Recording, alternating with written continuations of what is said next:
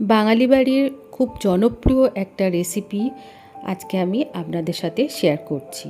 আমি জানি আপনারা এই রেসিপিটা খুবই ভালো করেন, কিন্তু আমি কিভাবে বানাই সেটাই আজকে আমি আপনাদের সাথে শেয়ার করব। আজকে বানাচ্ছি আলু পনিরের ডালনা। প্রথমে কড়াতে তেল দিয়ে দিলাম, সাদা তেল এখানে ব্যবহার করছি। তেলের মধ্যে একটু নুন দিয়ে দিলাম।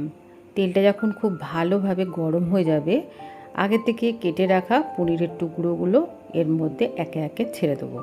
আমি এখানে 500 গ্রাম পনির ব্যবহার করছি। তো পনিরগুলো একটু লালচে কালার আসবে সেইভাবে ভেজে নেব। আমার চ্যানেলের রেসিপিগুলো আপনাদের যদি ভালো লাগে লাইক করবেন, শেয়ার করবেন আর সাবস্ক্রাইব করে পাশে থাকবেন। আর একটা কমেন্ট করে জানাবেন যে রেসিপিগুলো কেমন লাগছে। তো পনিরগুলো এদিকে ভাজতে থাকছি, আর এখানে একটা পেস্ট বানাবো।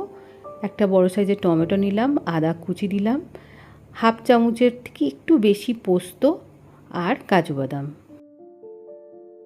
সামান্য জল দিয়ে একটা ঘন পেস্ট তৈরি করে নিলাম। আর এদিকে দেখুন পনিরগুলো বেশ লালচে লালচে করে ভেজে নিয়েছি। এরপরে দিয়ে দিলাম ডুমো ডুমো করে রাখা আলুর টুকরোগুলো একটু লালচে করে ভেজে নেব।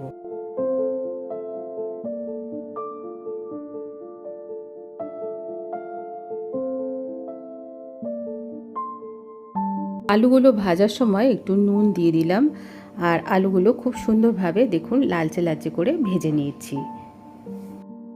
আলুগুলো এখন কড়া থেকে তুলে নেব। এখন আমি এর মধ্যে একটা ফোড়ন দেবো, যেমন দিয়ে দিলাম তেজপাতা আর দিয়ে দিলাম শুকনো লঙ্কা। এরপরে দিয়ে দিলাম দুটো দারচিনি স্টিক, দিয়ে দিলাম গোলমরিচ, এলাচ আর লবঙ্গ। এলাচটা একটু ফাটিয়ে নিয়েছি, নালে তেল ছিটকাতে পারে। তো সবগুলো উপকরণ এখন একটু ভেজে নেব।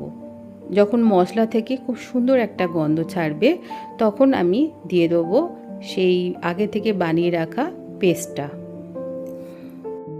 মশলাটা ভালো করে আমাদের কষাতে হবে, যাতে মশলা থেকে তেল ছিঁড়ে দেয়, সেইভাবে আমাদের কষাতে হবে। মশলা কষানোর ওপরে তরকারির স্বাদটা অনেকটা নির্ভর করে। তো এখন আমি মিক্সির জারটা ধুয়ে একটু জলও এর মধ্যে দিয়ে দিলাম। এরপরে কিছু গুঁড়ো মশলা যোগ করব, যেমন হলুদ দিয়ে দিলাম পরিমাণ মতন, ছোটো চামচের 1 চামচ দিয়ে দিলাম জিরে গুঁড়ো, 1 চামচ দিয়ে দিলাম ধনে গুঁড়ো, আর দিয়ে দিলাম অল্প লাল লঙ্কার গুঁড়ো। এই লঙ্কাটা মানে ঝালটা আপনারা আপনাদের মতন দেবেন। দিয়ে দিলাম চিনি, সামান্য একটু চিনি এর মধ্যে যোগ করলাম। একটু জল দিয়ে এখন মশলাটা খুব ভালো করে কষিয়ে নিলাম। চিনিটা সম্পূর্ণ অপশনাল, তবে নিরামিষ রান্নাতে চিনি দিলে স্বাদটা খুব ভালো লাগে। আর একটু নুন দিয়ে দিলাম। দেওয়ার পর ভালো করে এবার কষিয়ে নেব।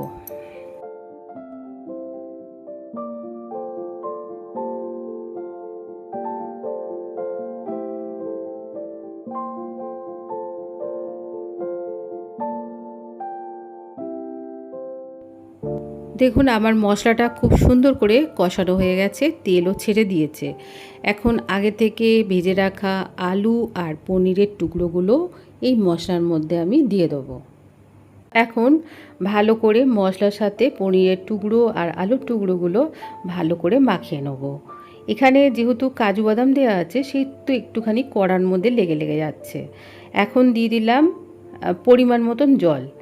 এটা একটু গ্রেভি মানে গাম মাখা মাখা হবে, তাই জলটা একটু দেখে দিতে হবে যাতে খুব বেশি জল না হয়ে যায়। আর ভাজতে ভাজতে আলুটাও অনেকটা কিন্তু প্রায় সিদ্ধ হয়ে এসছে। তো এর জন্য আরেকটু ফোটালেই রান্নাটা কমপ্লিট হয়ে যাবে। তো এখন আমি এটা জল দিয়ে কিছুক্ষণের জন্য ঢাকা দিয়ে রেখে দেবো। একটু নুনটাও দিয়ে দিলাম, মানে চেখে দেখলাম যে নুনটা একটু কম হয়েছে, তো সেই জন্য আর একটু নুন এখানে দিয়ে দিলাম। এখন এটা ঢাকা চাপা দিয়ে রাখবো। 5 থেকে 6 মিনিট পরে আবার ফিরে আসলাম। তো দেখুন কত সুন্দর লাগছে, আর কালারটাও দুর্দান্ত হয়েছে। আর বন্ধুরা এইভাবে বানালে খেতেও অসাধারণ হয়, বাচ্চা থেকে বড় সবারই খুব ভালো লাগে। আর এই যে তেজপাতাটা, এটা এখন তুলে ফেলে দিচ্ছি।